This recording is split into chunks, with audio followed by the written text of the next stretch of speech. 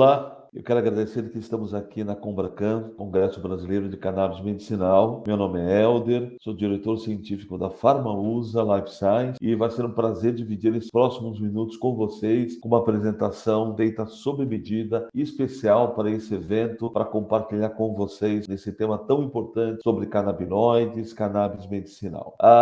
Eu quis fazer uma apresentação com um tema um pouquinho diferenciado mesmo, para chamar a atenção sobre alguns fatos importantes que temos visto nos últimos 8, 10 anos que temos trabalhado nessa área. Então, o tema dessa palestra tratam sobre 3 fatos sobre cannabis medicinal. Fato número 1, canabidiol não serve para tudo. Fato número 2, canabinoides são uma caixa de ferramentas farmacológicas de amplo uso. Fato número 3, produtos de cannabis devem ser fabricados em área farmacêutica. Então, nós estamos falando sobre algo que não acontece, algo que a gente tem que ter muita atenção, porque tem um potencial terapêutico gigantesco. E um terceiro, uma observação de como isso deve ser feito para o prescritor e para o paciente. A gente vai passar essa nossa visão, experiência, pesquisa, tudo que é importante para você, profissional da saúde, médico, prescritor, aqueles que estão interessados em cannabis medicinal, na área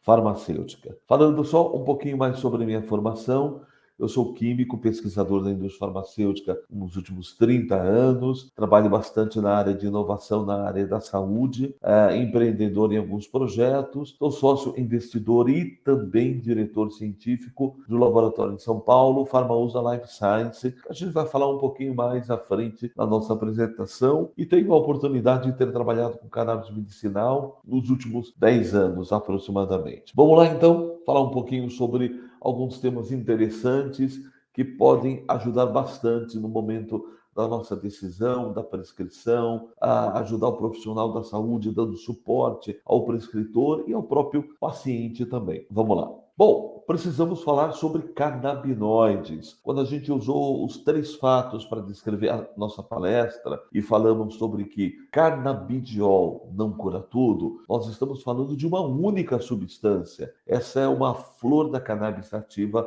pronta para colheita. Vocês podem ver até esses pontinhos brancos que parece uma neve, um orvalho, são os tricomas. Tricomas são glândulas onde a planta cannabis acumula os canabinoides. Existem em outras partes também, mas em maior quantidade é aí que estão toda essa fábrica de princípios ativos. Canabidiol, THC, e a gente vai ver que tem muitas outras substâncias com potencial terapêutico. Então, estamos falando de uma classe de substâncias de grande importância. Essa classe se chama canabinoides. Eu acho que a gente deve tratar esse tema quando estamos falando aqui, nós estamos falando para a área farmacêutica, de medicamentos, de pesquisa. Respeitamos todos os outros temas que podem estar envolvidos no uso dessa planta, inclusive para o uso recreativo ou adulto, descriminalização de drogas, mas outras abordagens que podem acompanhar em outro fórum o uso dessa planta, mas aqui a gente quer deixar isso muito claro, que a gente quer ser muito transparente, honesto na nossa abordagem, tratando como medicamento, tratando na base da evidência científica, evidências clínicas. Por isso que eu acho que é muito importante essa explicação, que primeiro não estamos falando de uma substância, mas de uma classe de substâncias. E segundo, que estamos tratando dentro do fórum da área farmacêutica, da área de medicamentos. Eu queria fazer uma rápida histórica com vocês. Podemos fazer uma apresentação inteira sobre o histórico de canabinoides, cannabis medicinal, mas a planta cannabis tem registros dela de 2.700 anos antes de Cristo. Com certeza, os brilhantes palestrantes que estarão neste congresso vão comentar melhor a respeito disso. E nós temos registros tanto há milhares de anos, como também já em séculos mais próximos do nosso, como o Dr. William O'Shaughnessy, um irlandês, no final do século XIX, que depois de uma viagem à Índia, trouxe para a Irlanda, Europa, várias amostras de cannabis indica um tipo de cannabis que é cultivada na Índia com alto teor de THC e que desenvolveu vários produtos, inclusive no começo do século XX. Nós temos alguns frasquinhos aqui. Hoje, Big Pharmas, como o Bayer e Lilly, tinham xaropes ou elixir de cannabis para uma série de indicações. O problema é que aconteceu durante o século XX, foi toda uma abordagem proibicionista, por diversos motivos que agora nós não temos espaço para comentar, mas existem vários motivos para isso, mas a pior consequência dessa abordagem proibicionista foi a interrupção das pesquisas clínicas, do uso desse produto, que só retoma, vou passar para o próximo slide e volto para isso, só retoma em 1963, 64, quando este simpático senhor, que infelizmente há 2 meses atrás já nos deixou, professor Rafael Michula, que isolou o canabidiol e o delta-9 tetraído canabinol, o THC. Quando ele isola essas duas substâncias, e principalmente o THC, que dá a característica psicoativa de alteração da consciência para quem faz o uso inalado ou de outra forma da planta cannabis, ele abre as portas das pesquisas no mundo inteiro. Mas cabe um ponto muito importante, gente, que em 1980, este médico que está representado aqui nesta figura, nesta imagem, professor doutor Elisaldo Carlini, da Unifesp, aqui de São Paulo, imagina, em 1981, junto com um grupo de pesquisa do professor Rafael Michula, ele faz um estudo com pacientes e ele mostra que o canabidiol é efetivo no controle das crises em epilepsia fármaco-resistente. Mas nós estamos falando em 1981. Imagine quanto tempo nós perdemos, quase mais de 50 anos, sem pesquisas que agora foram retomadas aqui, ou o tema está em evidência aqui no Brasil, mas mostra como nós tivemos médicos brasileiros pioneiros, como o professor Elisaldo Carlino, em toda essa área aqui de pesquisa. Bom, depois que foram abertas essas pesquisas, gente, vocês terão palestras ainda mais detalhadas sobre sistema endocannabinoide, receptores, mas abriu-se um caminho de pesquisas que ainda está em andamento, e uma das coisas mais importantes que se descobriu, entre outros fatores, foi de que, primeiro, quando se isolou as moléculas de canabidiol e THC para processos de marcação radioativa, se descobriu que o canabidiol se conectava de forma bem enantioseletiva no organismo. Se isso acontecia, é porque existia algum receptor, ou se deduziu que existia algum receptor lá no organismo para isso. As pesquisas andaram e se descobriram realmente existem outros, mas os principais, receptor CB1 e CB2, sendo que o receptor CB1 está inundado no sistema nervoso central, principalmente no cérebro, e os receptores CB2 estão em outros sistemas periféricos do organismo, e eles estavam lá se conectando com o canabidiol. Mas a outra pergunta que veio depois é se existiam esses receptores já no nosso organismo, será que é somente para moléculas que vinham de fora? Será que eles já não existiam lá para moléculas internas? E foi exatamente isso que se descobriu na sequência, canabinoides endógenos, que o organismo produz de forma natural. Na verdade, um dos principais, muito importantes, foi chamado, foi batizado pelo Dr. Rafael Manchulo de Anandamida. Anandamida é uma palavra em sânscrito que quer dizer felicidade suprema, porque este canabinoide, esse agonista endógeno, produzido naturalmente e pelo organismo, ele tem a ver com a saciedade, com a recompensa que a gente entende, que a gente se sente bem. E outro agonista endógeno muito importante é o 2-AG.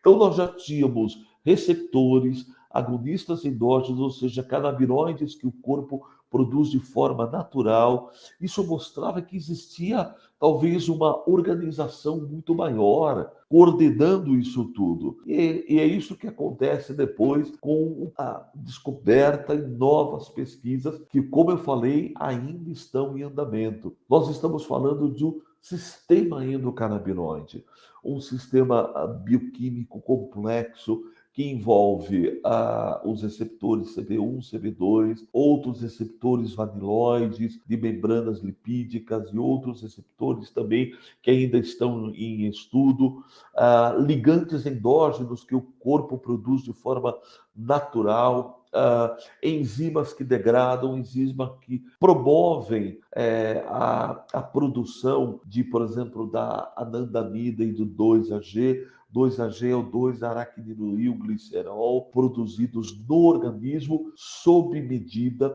e toda essa modulação ela acontece exatamente aqui, essa neuromodulação retrógrada, porque acontece no pós-sinapse, com essa sinalização para a produção sob medida, sob demanda da anandamida, que ela não fica armazenada em vesículas como outros neurotransmissores importantes. O que se tem descoberto é que o sistema endocannabinoide ele está presente na regulação de muitos processos fisiológicos: apetite, dor, inflamação, termorregulação, pressão intraocular, controle muscular, equilíbrio de energia, metabolismo, qualidade do sono, resposta ao estresse, motivação, recompensa, humor e memória. Quando a gente começa a entender a atuação do sistema endocannabinoide, tantas patologias, aí nós começamos a entender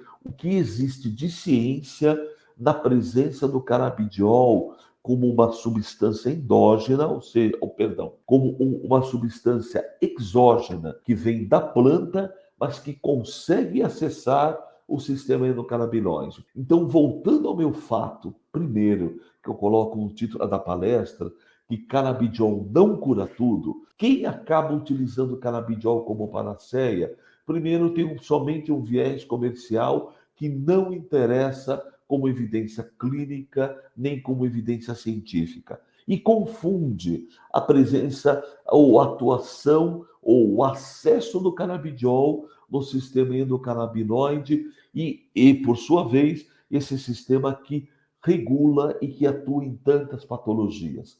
Aí nós começamos a entender as diferenças do que é ciência, ou do que é falta de conhecimento, ou às vezes apenas uma visão comercial, superficial do que está acontecendo em termos do uso de canabinoides. Bom, falando dos canabinoides exógenos, ou seja, os canabinoides que vêm da planta, eu queria comentar um pouquinho mais sobre a cannabis. A cannabis ela pode ter 3 espécies, ou alguns botânicos também consideram como subespécies a sativa, a indica e a ruderalis, né? O que tem sido utilizado muito no uso de cannabis para fins medicinais são sempre formas híbridas entre sativa e indica.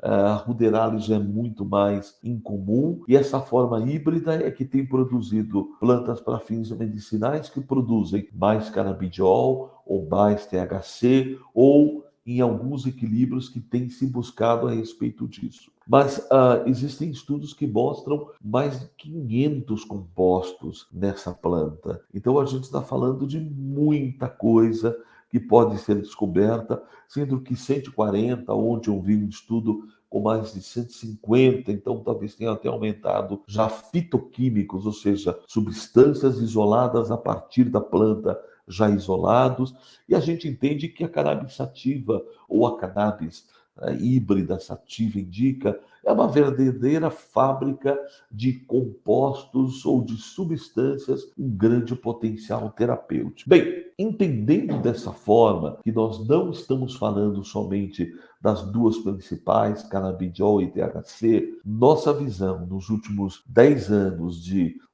parceria com médicos no Brasil inteiro, de diversas especialidades, com relatos de pacientes, conversas com pesquisadores, acompanhamento de pesquisas no Brasil e fora do Brasil, cooperação com essas pesquisas. Eu diria que canabinoides é uma caixa de ferramentas farmacológicas que o médico vai ter que ter lá no seu consultório para atender ao paciente que está chegando para ele. E esse médico pode ser de especialidades múltiplas, diferentes, como neuropediatra, neurologista para adulto, oncologista, tratamento da dor, eu diria ortopedista, psiquiatra, enfim, e identificar no paciente.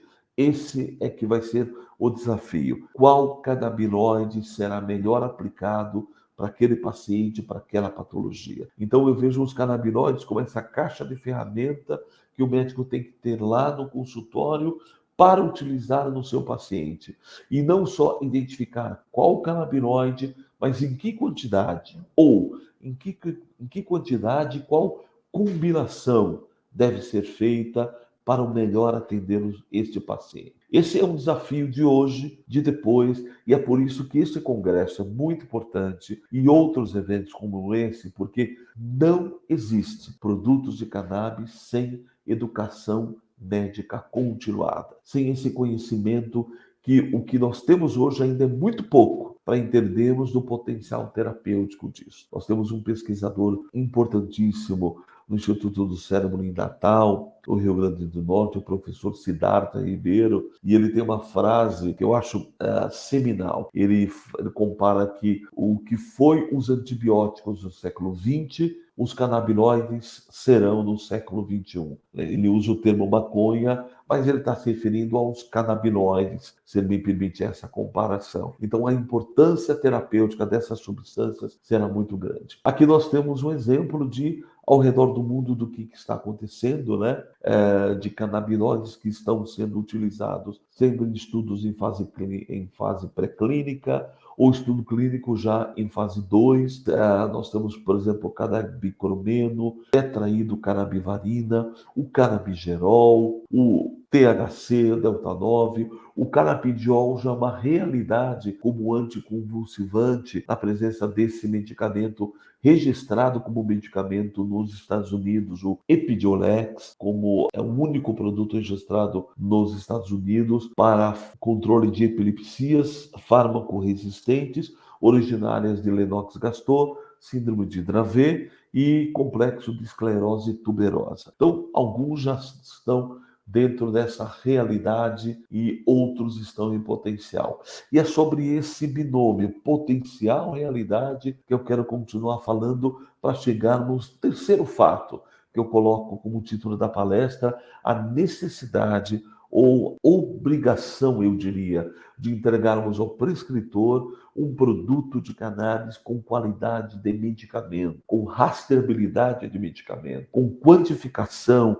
de tudo que tem naquele produto de medicamento. Vamos lá. O que já é realidade? Acabei de citar aqui. Esse é um estudo que foi feito, muito importante, em 2018, conduzido pelo professor Devinsky e vários outros médicos nos Estados Unidos, que foi utilizado para registro do produto no FDA para o controle do uso do canabidiol, e aqui é o canabidiol isolado para síndrome de Dravet, síndrome de Lennox-Gastaut, síndrome de Dravet e complexo de esclerose tuberosa. Então, esse é o resumo, foi em termos de randomizado para 225 pacientes, sendo que a maioria dos estudos estabeleceu controle de crises numa aplicação de dose muito ampla, em termos de quantidade de canabidiol, entre 2,5 e 25 miligramas quilo dia. Isso é muito amplo para a aplicação do médico, mas foi o que aconteceu. Vejam que eles se dividiram entre a média de CBD 73 para 10 miligramas quilo dia e 76 pacientes em 20 miligramas quilos dias. A maior parte dos efeitos adversos foi sonolência ou queda de apetite, e foi significativa o controle das crises de epilepsia que antes não ocorria mesmo em polifarmácia. Vejam, gente, que isso foi realizado em 2018 e o estudo é do professor Carlini em 1981, para ver como é trágico você parar as pesquisas, parar as evidências clínicas, o tempo que isso teve parado sem beneficiar o paciente mesmo a pesquisa aqui no Brasil. Uma outra coisa que é já realidade, que nós temos visto de forma empírica, e aí eu compartilho a minha experiência aqui com vocês, de que produtos de cannabis têm se constituído ou se constitui uma importante alternativa à polifarmácia. A polifarmácia tem o seu espaço quando o paciente já está em refratariedade, mas geralmente ele traz muitas limitações ao paciente. E seja no tratamento da dor, do controle da epilepsia, do autismo, da ansiedade, diversas outras patologias, produtos de cannabis têm se mostrado eficiente a partir do momento em que o médico consegue controlar, consegue fazer uma titulação de dose, que geralmente acontece entre 4 a 8 semanas. Ele entra numa dose de manutenção, mas desde a primeira, segunda semana, quando o paciente está em polifarmácia, ele consegue já ir diminuindo a dose de vários alopáticos. E é importante dizer que as outras moléculas têm uma importância terapêutica gigante, tem seu espaço terapêutico, mas nós temos visto, por exemplo, o uso de opioides, você tem diminuído bastante a quantidade que o paciente precisa utilizar quando combinado com canabinoides. O uso de vários anticonvulsivantes diminui a quantidade, ou você consegue, no decorrer do paciente, do tratamento do paciente, quando ele já está estabilizado, você consegue muitas vezes retirar um ou dois medicamentos. Claro, tudo isso é progressivo, com muito cuidado, mas a nossa experiência de ter contato com os profissionais da saúde, de acompanhar esses resultados do profissional prescritor, do médico, a gente tem visto que um dos grandes ganhos da utilização de canabinoides tem sido de você ter essa alternativa de retirar vários medicamentos e diminuir muito o efeito de polifarmácia. Mas quais são os desafios no caminho da titulação de dose e também da retirada? Identificar interações medicamentosas. Nós temos aqui um exemplo muito... interações medicamentosas, na verdade, é um outro tema que pode virar um curso à parte, né? Sobre o uso de canabinoides e interação medicamentosa. Mas é muito importante que se entenda de que canabidiol e THC, que são muito parecidos em termos de molécula, eles têm um efeito de primeira passagem no fígado muito grande. Significa que esse efeito de primeira passagem no canabidiol é em torno de 94%. Então, ele acaba interagindo no mesmo conjunto de enzimas ou em subconjuntos de enzimas que são colocados aqui, que 60% de todos os medicamentos também interagem. Então a gente tem que ter sempre clinicamente, isso é gerenciável, mas aqui nós temos exemplos de que, por exemplo, para alguns anticonvulsivantes, o canabidiol aumenta a concentração sérica, ácido valproico, clobazam são exemplos disso, antipsicóticos, anticoagulantes também, antidepressivos, benzodiazepínicos e opioides. Significa que o médico, o prescritor, quando começa na titulação de dose, mesmo na primeira semana, ele tem que começar a olhar muito bem a quantidade, a dose que esses pacientes estão utilizando e começar a baixar isso de forma gradativa. Pela nossa experiência de conviver com os profissionais da saúde, já observando centenas, quase milhares de resultados que nós já tivemos nos últimos 7, 8 anos com canabinoides, a recomendação sempre é nunca retirar 2 alopáticos de uma única vez, ir de forma gradativa identificar aquele que tem efeitos colaterais mais intensos e baixando a dose de forma gradativa, retirando um segundo, e tem pacientes que até utilizam produtos depois alopáticos junto com canabinoides de forma intermitente. Tá? Tem alguns outros que THC e CBD diminuem a quantidade sérica, né? Como o topirabato, fenitoína, carbamazepina. São exemplos contrários àqueles que aumentam. Então, na prática, eu diria que é gerenciável, até pelo acompanhamento clínico. E a outra coisa que é importante, que é um desafio para o prescritor, tem a ver com a própria titulação de dose. E esse é um exemplo clássico que mostra do que nós estamos falando. Dose e resposta de canabidiol, ela é feita no U invertido, ou seja, a dose ótima de um canabinoide, principalmente a do canabidiol, ele está no ápice do U invertido. Significa que se eu colocar uma dose muito baixa, ele não vai ter efeito. Se eu colocar uma dose muito alta, ele também não vai ter efeito. Agora, o desafio é que isso é individual. Cada paciente reage de uma forma diferente. Eu já tive relatos de pacientes, através de médicos ou do próprio paciente, que 0,3 miligramas, estou falando de porcentagem, 0,3 miligramas de THC já deixava o paciente, foi de uma médica, fora de sintonia, com efeitos colaterais muito intensos, com vários problemas que elas tinham que enfrentar.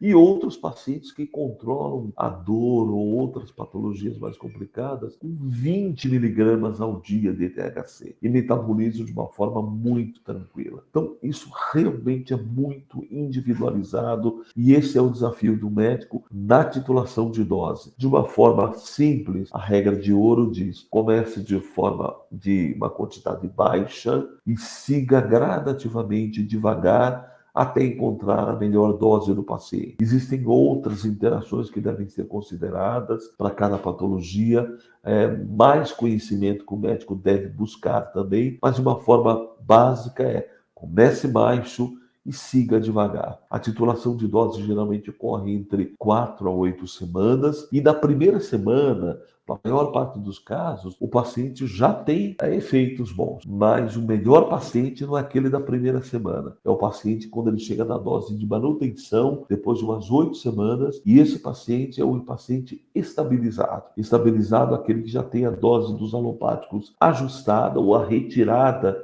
de alguns alopáticos, e essa dose de manutenção deve ser mantida até por cerca de 12 semanas, para você ter certeza que nós estamos lidando com um paciente estabilizado. Então, o melhor paciente não é aquele que tem os primeiros resultados, eles vão aparecer, mas o estabilizado. E nessa titulação de dose, tem sido decisiva a contribuição de profissionais da saúde de suporte, o fisioterapeuta, aquele que acompanha o paciente, o psicólogo, que muitas vezes consegue, ou o cuidador, o pai, a mãe, que consegue identificar e compartilhar com o médico prescritor, um farmacêutico clínico, essa melhor abordagem para se encontrar essa dose.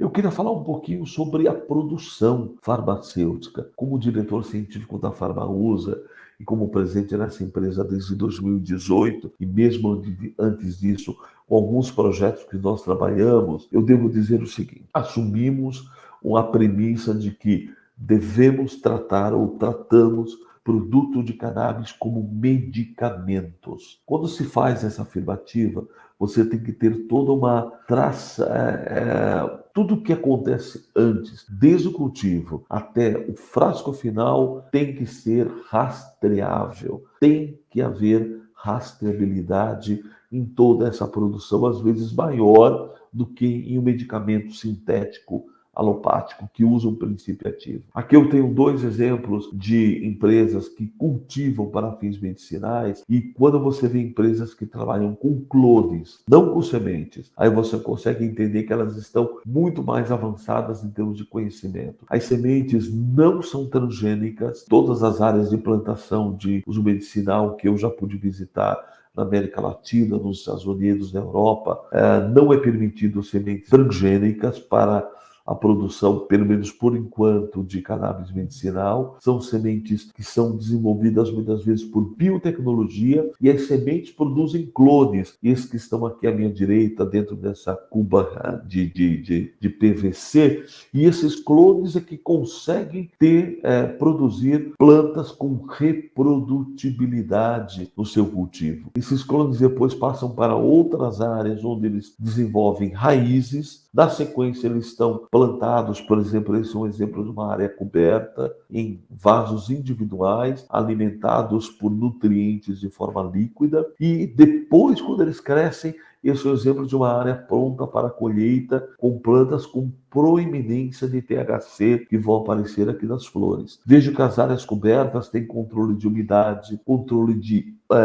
intensidade ou de luminosidade, que interfere diretamente na quantidade de canabinoides que a planta vai produzir. Então existe todo um controle registrado de procedimentos quando você está lidando para a produção diária de medicamentos. Um outro ponto importante, gente, que deve ser considerado a origem do produto, uma das características botânicas mais importantes, uma das mais proeminentes da cannabis, que ela é um aspirador do solo. Ela aspira tudo que tem no solo. Isso é muito crítico quando você considera solos que podem ter contaminação por pesticidas e herbicidas. Então, todas as áreas de plantação devem ser orgânicas, e você deve ter um controle muito rígido sobre pesticidas e herbicidas. Para vocês terem uma ideia, o ativo farmacêutico que a Farmausa acaba de entrar em fabricação, estamos produzindo, vou falar disso um pouco mais à frente, que é o canabidiol. Nós temos o controle em análise de 381 pesticidas e herbicidas listados que podem aparecer. Então é muito importante que se tenha controle de herbicidas e pesticidas, além de metais pesados, de outros contaminantes, inclusive microbiológicos ou de micotoxinas originários de fungos, são muito comuns em áreas em medicamentos de origem vegetal. Aqui eu vou mostrar para vocês uma sequência da produção de um produto. Desde o cultivo, como eu falei para vocês, em uma área controlada. Depois que é feita a colheita, o primeiro processo de extração produz esse óleo bruto, esse óleo cru de cannabis. Esse óleo bruto analogamente seria o petróleo bruto retirado da terra, com todos os hidrocarbonetos. Aqui, nesse caso, o óleo cru de cannabis tem clorofila, flavonoides, terpenos, terpenoides, fitocannabinoides, ácidos graxos, gorduras. Ele é um complexo que tem muita coisa.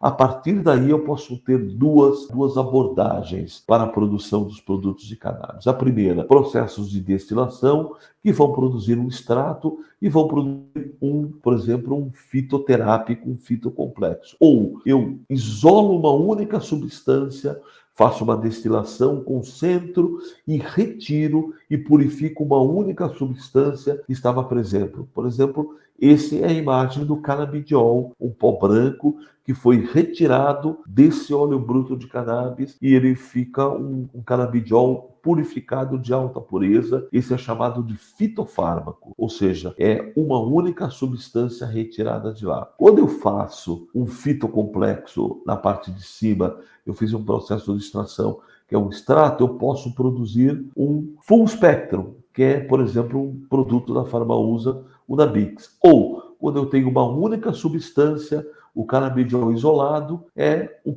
por exemplo, é um específico, ele como é o exemplo do purodiol. Vejam que no full spectrum ele é a planta como um todo. Eu tenho, no caso do Nabix, especificamente, a Farmausa desenvolveu um processo. O Nabix atualmente ele é produzido nos Estados Unidos, mas nós desenvolvemos um processo que os canabinoides principais, canabidiol e THC, eles estão em doses fixas, sempre. E, além disso, eles têm os outros componentes da planta, porque é a planta como um todo. No caso do purodiol, ele é o canabidiol isolado de alta pureza, sem THC. Aqui eu quero mostrar o que existe no nosso mercado hoje farmacêutico. Farmacêutico brasileiro, existem duas legislações que regulamentam os produtos de cannabis. A 660, que permite a importação do paciente como pessoa física do produto, e a 327, que permite que o paciente compre produtos que estão sendo comercializados na farmácia. Vejam que a 660 ela existe já há 8 anos e vejam que a 327 existe há 3 anos e ela está em revisão nesse momento. Na farmácia, por exemplo, a Anvisa classificou o produto para duas receitas. Produtos com até 0,2% de THC, receita tipo B azul. Produtos acima de 0,2%, a receita tipo A amarela. Já para importação, é uma receita branca, simples. Essa receita vale por 6 meses. O paciente faz um cadastro na Anvisa, que tem validade de 2 anos, e o produto vai diretamente para a casa do paciente, sendo inspecionado pela Anvisa quando chega aqui. Isso é muito importante, gente. Tanto aqui na importação quanto na farmácia, são as duas únicas regulamentações que existem. Então, qualquer outra associação de paciente, por mais que eu não estou aqui discutindo a necessidade do acesso, estou falando em termos sanitário, qualquer associação de paciente que tenha um autocultivo, tudo que foi ganho através de uma liminar judicial de um juiz, não está auditado pela Anvisa. Nenhuma, absolutamente ninguém que tem uma ordem judicial e que faz um autocultivo ou planta aqui no país e faz esse produto final foi auditado pela Anvisa. Então, em termos sanitários, ele não cumpre nem essa 327, nem a 660. Isso é muito importante ser dito, porque se existe um controle de qualidade, é feito de forma que não foi auditado pela Anvisa, não foi qualificado, e isso é muito importante para o critério do médico ou do prescritor quando ele for colocar e indicar um produto ao paciente. Tá? No caso da drogaria, na comercialização, os que chegam na farmácia, eles não são medicamentos registrados, eles ganham uma autorização sanitária, que não é um registro para estar na farmácia. Essa autorização sanitária tem um prazo de validade e eles têm 5 anos depois da autorização sanitária, a partir da autorização sanitária, para desenvolver uma pesquisa clínica e virar medicamento ou vai sair do mercado. Tanto na importação quanto na farmácia, importante é que se diga que a Anvisa considera canabinoides substâncias controladas. Então, é sempre com retenção de receita na farmácia ou sempre sob prescrição médica, mesmo na importação. O médico prescritor não pode ter produto como amostra, nem pode ter estoque na importação aqui no Brasil, ou estoque algum outro, ou produto fica à amostra lá na farmácia. Como ele é controlado, ele não pode ficar à amostra, ele é sempre colocado em lugar separado, típico de qualquer substância controlada. Tá? É muito importante ter essa diferenciação, que existem as duas legislações que as empresas podem trabalhar. Indicação, a sugestão que eu falo para o prescritor médico, no caso da importação, veja a origem do produto, veja a origem da empresa, como a empresa trata este produto na sua origem. E aqueles que estão na farmácia já foram auditados pela Anvisa. Uma dica importante de leitura. A Sociedade Brasileira do Estudo da Dor, a SBED, acabou de publicar o volume 6, a suplemento 1. Esse está, o título é em inglês, mas tem em português, escrito todos por médicos brasileiros, sobre o uso de canabinoides no tratamento da dor. Recomendo como uma leitura essencial. Vão no site da SBED, que está disponível esse volume 6, suplemento 1. Eu queria comentar com vocês, antes de passarmos para o próximo slide, um projeto muito importante da Farmausa aqui no Brasil. Como eu comentei com vocês, a Farmausa ela sempre teve a ideia de tratar produto de cannabis como medicamento. Como complemento disso, nós assumimos um laboratório farmacêutico em São Paulo há 2 anos atrás, reformamos, temos todas as licenças da Anvisa e a Farmausa acaba de começar a produção no Brasil do canabidiol como ingrediente farmacêutico ativo, o IFA. Esse termo IFA virou muito comum na época do Covid, da pandemia, porque nós tínhamos a vacina, mas o IFA tem que vir da China, da Inglaterra. Pois bem, a Farmausa torna-se a primeira empresa farmacêutica a fabricar o IFA, fitofármaco, que vem da planta purificado aqui no Brasil, no nosso laboratório em São Paulo. Nesse laboratório nós também vamos transferir toda a nossa produção, que é feita nos Estados Unidos hoje, para São Paulo.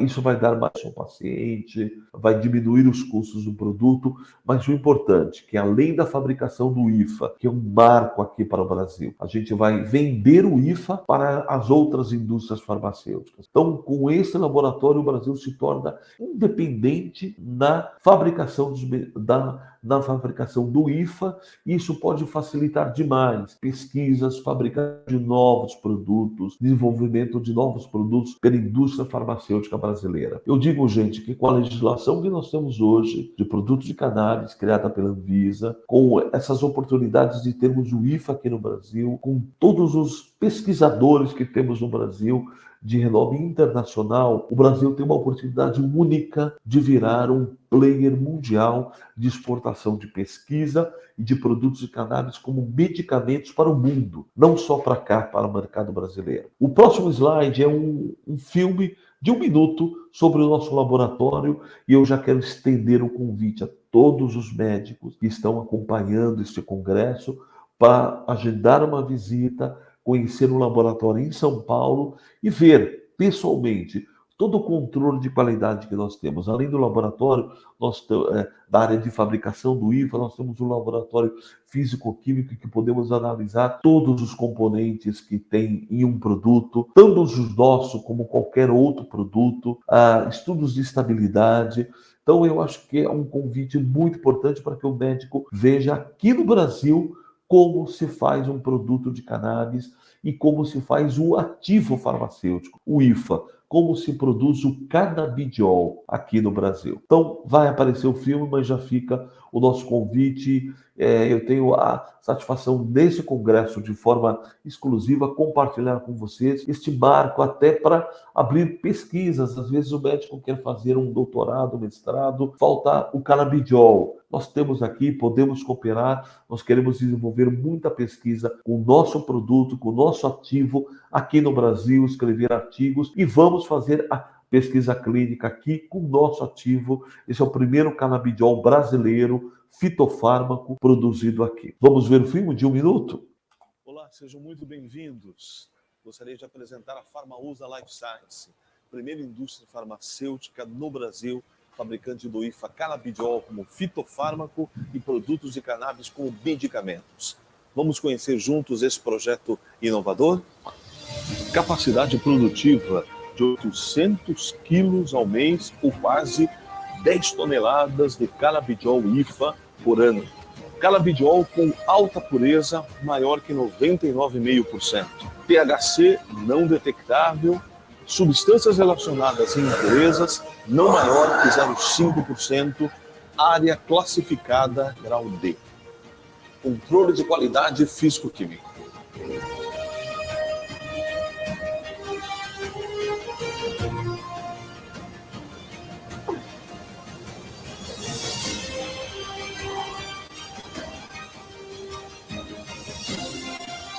Canabidiol fitofármaco, um projeto inovador do Brasil para o mundo. Farmausa Life Science.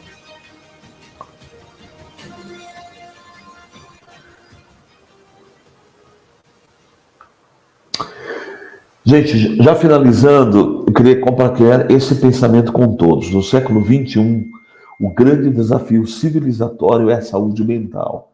E produtos de cannabis, canabinoides estarão presentes neste fronte de batalha. Saúde mental tem a ver não somente com desordens psiquiátricas, mas com a dor, controle de epilepsia, controle de diversas outras patologias que eu acredito que ainda estamos na pontinha do iceberg, descobrindo muita coisa boa ainda está por vir. Eu acho que a nossa obrigação como indústria farmacêutica é proporcionar ou prover a vocês, profissionais, prescritores, o produto de maior qualidade possível. Fabricando o IFA aqui no Brasil, nós abrimos uma porta de independência, de pesquisa para muita coisa incrível que todos devemos aproveitar. É isso, muito obrigado. Fica meu e-mail aqui para qualquer contato, qualquer dúvida.